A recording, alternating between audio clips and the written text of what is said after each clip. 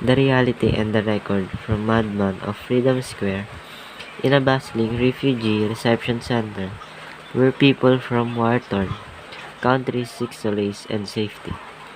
Group of new arrivals huddled together, sharing their stories with a mix of hope and despair.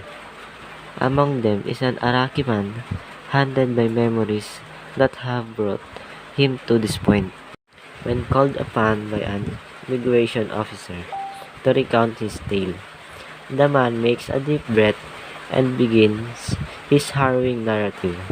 He reveals that he was once a regular citizen in his homeland, going about his daily life with dreams and aspirations like anyone else. But the eruption of conflict shattered his world, thrusting him into a nightmarish existence. He recounts how he was snatched from the streets, violently kidnapped by a group of armed men. These merciless captors forced him to work as an unwilling accomplice in their grotesque activities.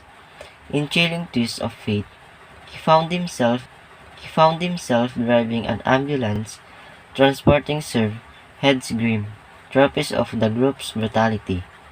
As if this were not horrifying enough, his captors escalated their cruelty.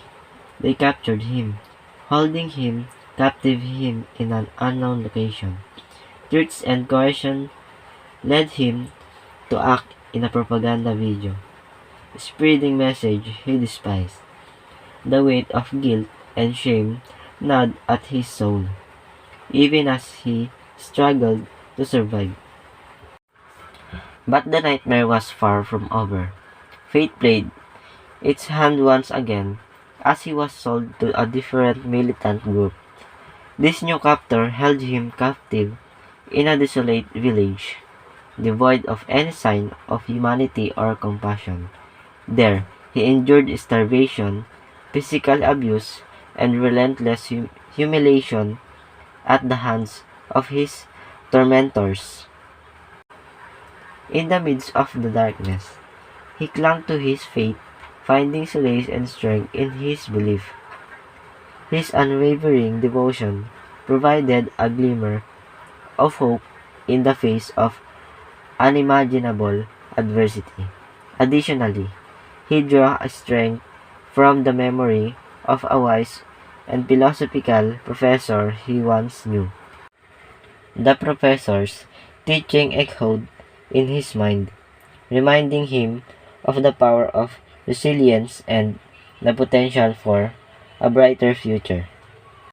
As the Araki man concludes his story, his words hung heavy in the air, carrying the weight of countless untold tales from others who have experienced similar horrors.